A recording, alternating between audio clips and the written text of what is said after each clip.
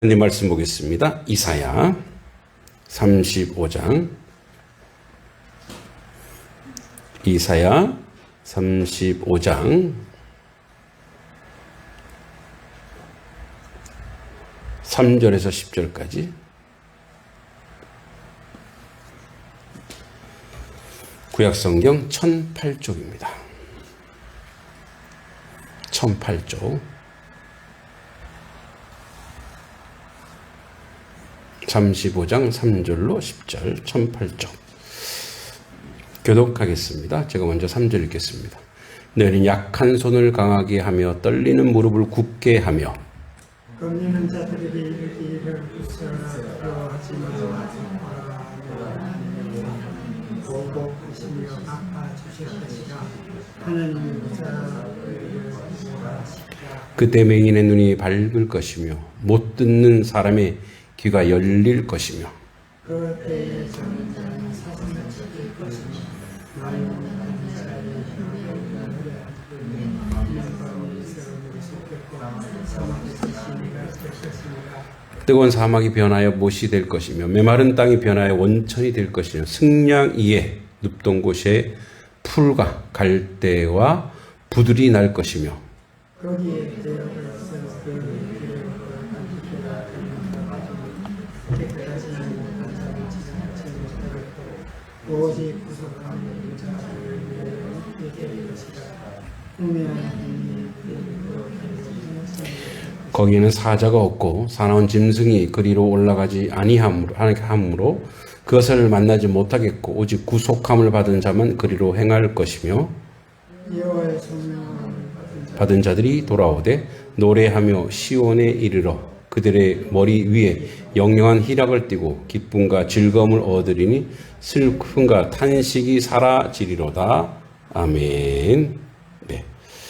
자, 이사야 35장은 바벨론 포로 직전 혹은 남유다 영적 쇠퇴기에 기록된 말씀입니다.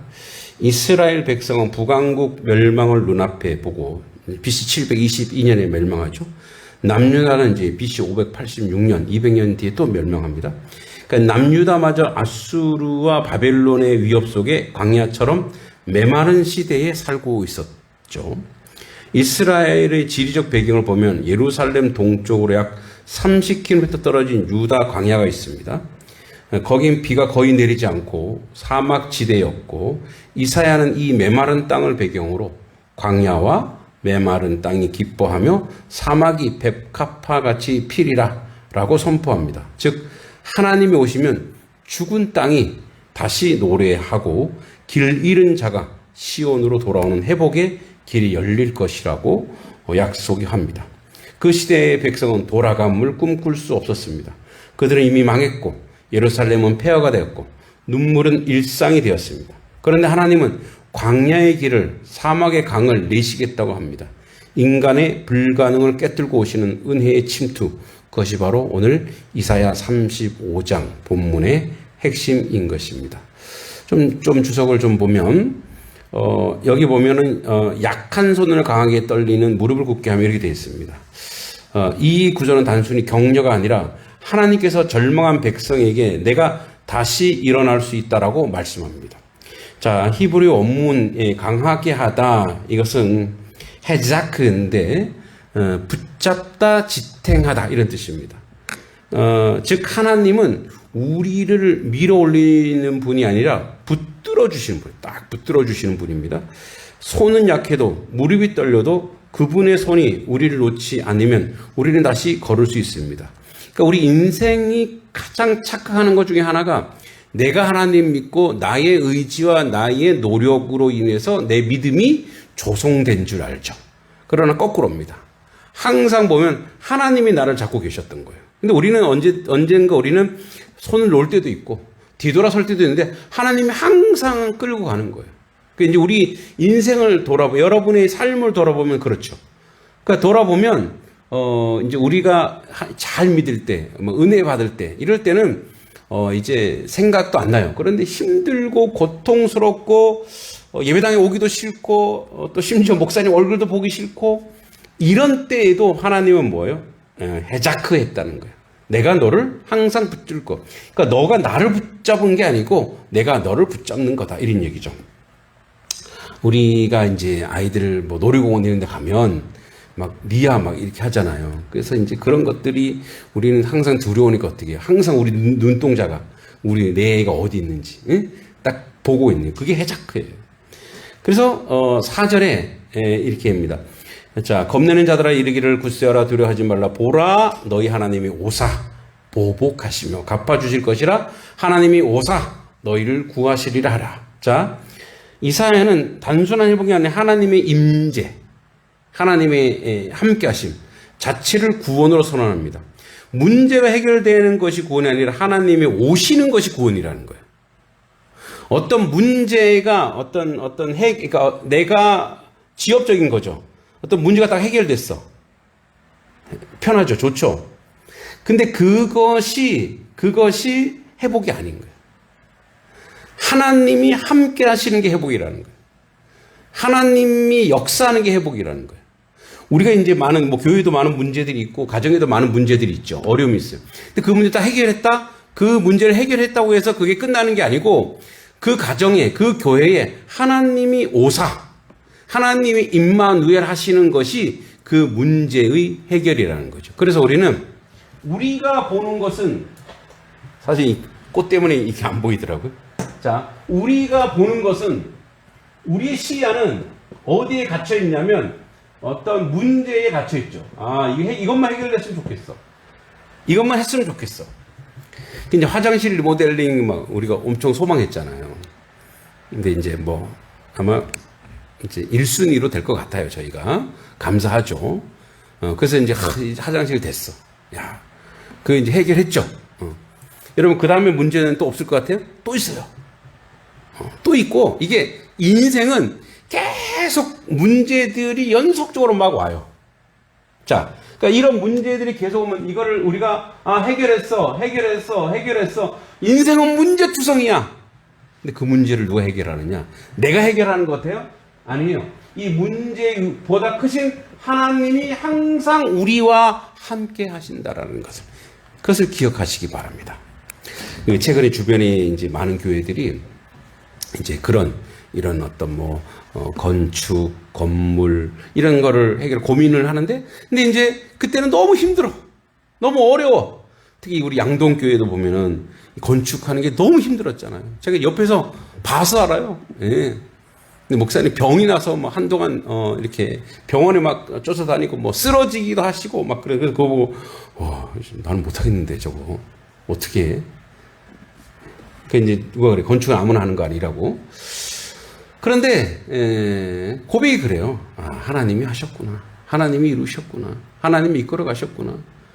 근데 이제 그런 걸 해보고 나서 그 목사님 그런 이제 전문가가 됐어. 너무 그 고생을 하고 나니까 누구 옆에 조언을 막 해주는 거예요. 그래서 우리도 바닥을 한다 그랬더니 바닥은 뭘 해야 되고 어떻게 해야 되고 그다음에 이 여름에는 이게 이격이 되고 하니까 이런 걸 나한테 쫙 얘기해 주더라고요. 난 뭔 말인지 모르겠어. 뭔 말인지 모르지만 그 많은 문제들을 통해서 이런 문제를 해결하면서 뭐요? 그 사람이 성숙해지더라 이거예요. 예, 성숙해지더라. 은혜의 자료 나가더라 이거예요. 그런데 이거 전체가 뭐요? 하나님이 오사. 하나님이 함께. 여러분 가정에 어떤 문제에서 하나님 기도하잖아요. 하나님 해결해 주세요. 하나님 그 해결하는 게 하나님이 오십시오. 하나님이 와주세요. 그리고 이 문제를 해결해 주세요가 아니라 이 문제가 문제되지 않게 해주세요. 그러니까 이런 문제가 와도 그걸 거뜬히 이길 수 있는 능력 주세요. 우리 지혜로운 기도는 그거예요. 문제는 계속 오거든요. 왜냐면 우리가 그것 때문에 기도하고 그것 때문에 하나님 앞에 낮아지고 그것 때문에 무릎 꿇게 하려고 계속 줘요. 사도 바울이 뭐라 했어요? 안질, 간질, 그 다음에 여러 가지 질고와 질병을 가지고, 그러니까 돌아다니는 종합병원이에요. 상상해 보세요. 이렇게 설교하다가, 저는 그래도 설교하면서 멀쩡하잖아요. 이게 설교하다가 간질이 뭐예요? 쓰러지는 거잖아요. 그냥 뺑뺑 도는 거예요. 그 얼마나 은혜가 안 되겠어요. 그러니까 설교할 때마다 그 사람은 어떻게 해요? 사도 바울은 간절히 기도하는데 그 사람이 말을 잘 못한대요. 그러니까 글은 잘 쓰는데 말이 어눌하대요. 그러니까 설교자로서 갖출 수 있는 아주 악조건을 다 가지고 있어. 근데 뭐예요? 하나님 이거 좀 고쳐주세요. 복음 전하는데 방해가 돼요. 근데 뭐라? 내 은혜가 내게 족하다. 안 고쳐주는 거예요. 그러니까 내가 너와 함께 하겠다 이거예요. 그러니까 너가 이걸 통해서 너가 더 기도하게 되고 더 성숙하게 되고 더 하나님의 자리를 가는 거예요. 그래서 우리가 어떤 문제가 오면 하나님, 이 문제는 하나님 우리에게 주신 거군요. 그러면 하나님이 오사 보복하시며 갚아주시며 구해주시며 그래서 뭐예요? 우리가 그 문제 가운데 해결하고 그래서 우리가 성숙해가는 그런 자리로 하나님 함께 해달라고 하는 거죠. 또 그때 맹인의 눈이 밝을 것이요 못 듣는 사람의 귀가 열릴 것이고 그때 저는 자는 사슴같이 뛸 것이고 말 못하는 자의 혀는 노래하리니 이는 광야에서 물이 솟겠고 사망의 시내가 흐를 것이다. 이렇게 얘기합니다. 단지 이 병의 치유가 아니라 하나님 나라 회복된 인간성을 상징합니다. 예수님은 공생애 중 이 말씀을 성취하셨습니다. 소경이 보고 안전병이가 일어나고 가난한 자가 복음을 전파되었다. 이사의 예언을 메시아인 예수 그리스도에 완성되었습니다. 그러니까 이게 600년대 그대로 완성돼요. 근데 여기에 이게 뭐냐면 저는 자는 사슴같이 뛸 것이고 말 못하는 자의 혀는 노래하고 광야에서 물이 솟겠고 그러니까 뭐죠? 다 결핍이 해결된다 이거예요. 결핍. 그러니까 상징적인 거예요. 그러니까 안증뱅이가 원래 안증뱅이라고는 하는 존재는 없어요. 하나님은 사람을 안증뱅이로 창조하신 적이 없고 무엇으로 걷게 하셨잖아요. 하나님은 사람이 걷는 자야. 그러니까 뭐예요? 결핍에서 완성된 자리로 하나님이 만드신다는 거. 누가? 그리스도를 통해서. 근데 이제 우리가 이 결핍이 이 영적 결핍이거나 정신적 결핍이 오를 때가 있단 말이에요. 그러니까 이 영적과 정신적 결핍이 더 크죠. 우리가 장애가 있더라도 영적으로 결핍되지 않은 그 사람은 자유한 사람이에요. 그 사람은 복된 사람이에요. 그 장애를 가지고서 아주 자유한 분들이 보여요. 그리고 아주 그 인품과 인격이 말도 못하게 커요. 우리가 보통 사람은 자기가 어떤 장애를 가지고 있으면 사람들한테 이렇게 활달하지 못하고 좀 주눅 들고 좀 피하거든요. 근데 제가 안 그러신 분 몇 분 봤어요. 그것이 그분의 힘인 거예요. 그것이 그분의 능력인 거예요. 똑바로 보고 싶어요. 그 가사를 쓰신 분 있잖아요. 똑바로 보고 싶어요, 주님. 그러니까 그분도 뭐야? 보이지 못하고 또 장애를 가지고 있는데 그걸 가감하게 쓰고 그리고 뭐요? 그리고 나서 하나님 앞에 이것이 은혜라고 얘기해요. 우리 찬송가 작사 하는 사람들도 뭐예요? 앞이 보이지 않는 내가 앞을 보았더라면 이런 곡을 못 썼을 것이다. 그게 도리어 뭐예요? 자기에게 은혜가 된 거죠. 바울처럼. 그죠? 그러니까 이것을 성취하는 결핍을 다시 좋은 아름다운 것으로 복된 것으로 완성시키는 자리로 오신다. 누가? 그리스도가. 우리에도 결핍이 많아요. 때로는 많은 결핍, 정서적 결핍, 영적 결핍, 물질적 결핍. 근데 우리는 결핍으로 살라고 하나님이 하신 적이 없어요. 하나님은 30배, 60배, 100배의 열매를 줘요. 물질적인 것도 그렇고 정신적인 것도 그렇고 다 하나님이 채워주시는 분이 하나님이라는 거예요. 근데 그 결핍이 왜 오냐는 거죠. 결핍은 죄에서 옵니다. 결핍은 욕망에서 오고 욕심에서 오는 거죠. 근데 그거를 이길 수 있는 유일한 길이 뭐냐? 주님이 오사. 하나님이 주 예수 그리스도가 오심으로 말미암아 그 결핍이 해결됩니다. 그 고통이 그 고난이 해결되는 거.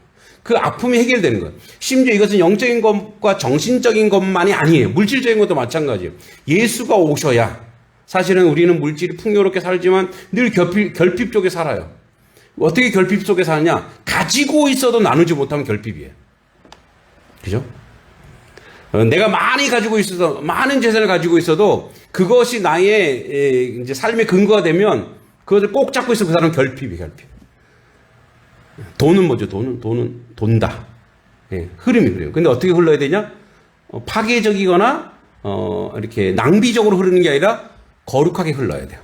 생산적으로 흘러야 돼요. 그죠? 뭐 선교지 가거나 고통받는 사람이 함께하거나 나누거나 이게 뭡니까? 이거는 결핍이 아니죠. 아무리 작은 걸 가지고 있어도 물질도 주님이 오셔야 돼. 주님이 뭐라고 얘기했냐? 자, 그 선언하시죠.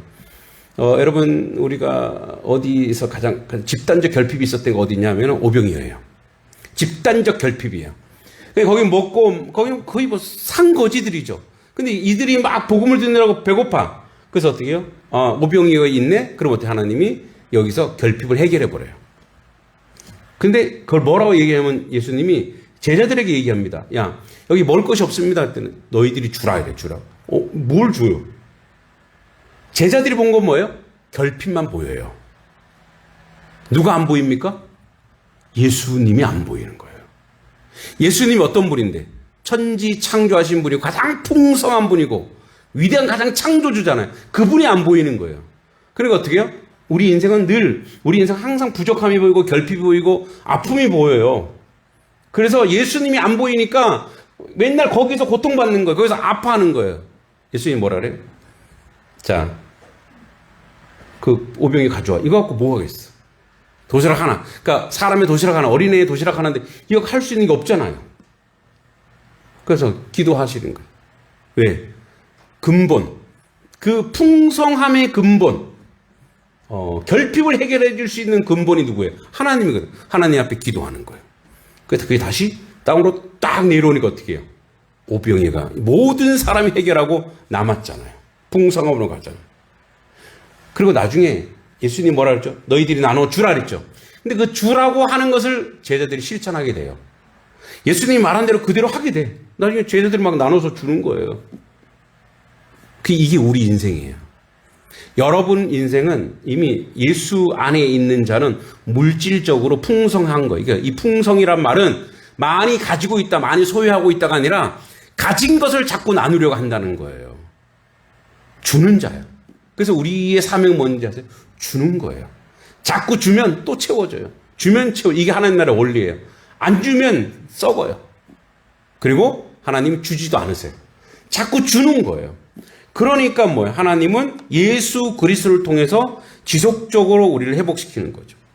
자, 뜨거운 사막이 변하여 못이 될 것이며 메마른 땅이 변하여 원천이 될 것이고 승양 위에 눕던 곳에 풀과 갈대가 부들이 날 것이고 거기에 대로가 있어 그 길을 거룩한 길이라 일컫는 바 되리니 깨끗하지 못한 자는 지나가지 못하겠고 오직 구속함을 입은 자들만을 위하여 있게 될 것이라 우매한 행위는 그 길로 다니지 못할 것이요. 이렇게 되어 있습니다. 거기 대로가 있죠. 대로. 자, 광야에 생긴 대로. 하위에 있죠. 고속도로요. 단순한 길이 아니라 구원의 여정입니다. 히브리 데카코데시인데 거룩한 길은 죄로부터 떠난 자들의 길이 걷는 길입니다. 하나님께서 향한 회복의 길을 의미합니다. 그 길은 포로로 끌려간 이스라엘 백성의 시온으로 돌아오는 순례의 길, 즉 영적 귀향의 길이었습니다. 나중에 바벨론 이제 포로로 되지만 이제 다시 돌아오는 귀향의 길, 그 길이 되는데 여기 이렇게 되어 있죠. 구속함을 입은 자들을 위하여. 구속, 즉 그 길은 아무나 가는 게 아니에요. 구원을 경험한 자만이 그 길을 갈 수 있어요. 이 길에 대해서 예수님이 아주 극명하게 얘기했죠. 나는 길이요, 진리요, 생명인 것. 그러니까 길은 뭐냐? 길은 예수가 길이라는 거예요. 예수 안에 사는 것이 삶의 길이에요. 우리 인생의 가장 강력한 길은 뭐냐? 예수 안에 사는 거예요. 젊은 사람들의 비전은 뭐냐? 예수예요, 예수. 예수밖에 없어요. 그러니까 이게 되게 맹목적이고 되게 엉뚱한 말 같지만 예수의 정신, 예수의 사상, 예수의 가치, 그게 우리 청년들의 비전이고 삶이 되면 그 삶은 완전히 뒤집어지고 바뀌어지는 거예요. 그게 바로 뭐예요? 구속함을 입은 길입니다. 가장 극단적으로 이렇게 해볼게요. 자, 여러분, 저의 삶을, 저는 예수의 길을 선택한 사람. 예수의 길. 그런데 제가 만약에 예수의 길이 아니고 그냥 세상의 길을 산다면 저는 여기 안 왔죠. 올 이유가 없죠. 근데 예수의 길을 선택했더니 제가 이곳에 와서 제가 하나님 저에게 준 재능이 있어요. 그 애들 가르치는 거예요. 애들과 함께 하는 거예요. 예, 평일에 와보시면 여러분 여기가 어떻게 북적북적하죠. 뭐 애들 또 울고 불고 난리예요. 그리고 이제 제가 이 길을 선택해서 우리 애들도 우리 자녀들도 애들 막 초등학생들 뭐 미술 가르치고 뭐 수학 가르치고 그러니까 얘네들도 이제 하면서 얘네들이 옛날에 그랬거든요. 초등학생이 제일 무섭다고. 애들 너무 손이 많이 간다고. 근데도 묵묵히 해요. 그러니까 이제 우리 초등학생들이 얼마나 개구장이에요. 하는 행동이 이놈의 자식이 이런 행동이 많아요. 그런데 어떻게 해요? 그냥 감당하는 거예요. 그게 무슨 길이기 때문에? 예수의 길이기 때문에. 근데 그걸 후회하느냐? 아니에요. 가장 복된 길이고 가장 아름다운 길이라고 선언하고 선포할 수 있어요. 이건 가장 극단적인 거예요. 그러니까 이거 말고도 많은 예수의 길이 있다고요. 그 예수의 길은 뭐예요? 세상을 살려요. 그 길에 있는 모든 사람을 살리고, 예? 그리고 그 사람들을 회복시키고, 사람들을 아름답게 하는 그 길. 바로 구속함을 입은 그 길. 거기에 우매한 사람을 가지 않죠. 그걸 뭐라 그러냐? 좁은 문, 좁은 길이라 그래요. 그래서 좁은 문, 좁은 길은 협착하여 오는 이가 적고, 넓은 길, 넓은 문은 뭐예요? 많은 사람이 그 길로 가는 거예요. 돈 버는 길. 그죠? 돈이 목적인 길, 권력이 목적인 길, 욕망이 목적인 그 길로 가는 거예요. 우리의 지향은 어디냐? 결국 지금도 시간이 짝깍하죠. 시간이 가잖아요. 올해 추석 우리 집사님이 내년 추석 때 이거 못할까봐 올 추석에 한다고 지혜로운 거예요. 힘 있을 때 내가 하겠다. 직접 다 해갖고 오신 거예요. 얼마나 감사합니까? 뭐예요? 지향이 어디에 있냐? 하나님께 있는 거예요. 지금도 차각 이 시기에는 우리를 어디로 인도하고 있냐? 하나님 앞으로 인도하고 있다 이거예요. 여러분 이 지혜를 얻으시기 바랍니다.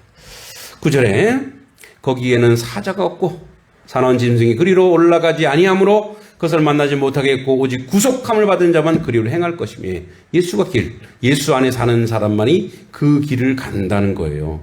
그래서 그 여호와의 속량함을 받은 자들이 돌아오되 노래하며 시온에 이르러 그들의 머리 위에 영영한 희락을 띠고 기쁨과 즐거움 얻으리니 슬픔과 탄식이 사라지리로다. 예. 즉 뭐냐면 이사야 전체에서 심판에서 소망으로 포로에서 기한으로 나아가던 이 구절 구원의 절정을 그립니다. 하나님은 단지 우리의 삶을 복원하시는 분이 아니라 기쁨의 중심으로 우리를 이끄시는 분입니다. 그 기쁨은 세상의 풍요보다 하나님의 임재를 거하는 감사의 노래죠. 그래서 이렇게 와요. 머리 위에 희락이 있고, 머리 위에 희락이 있어요. 머리 위에 희락이 관을 쓴 거예요. 그 사람을 세워주는 거죠. 기쁨과 즐거움을 얻으리니 슬픔과 탄식. 그러니까 슬픔과 탄식이 현재는 그래요. 포로되고 뭐 끌려가잖아요. 슬픔과 탄식인데 그걸 이기는 건 뭐냐? 포로를 중지하는 게 아니라 나의 속에 예수 안에서 느끼는 기쁨과 즐거움이 있으면 슬픔과 탄식이 떠나간다는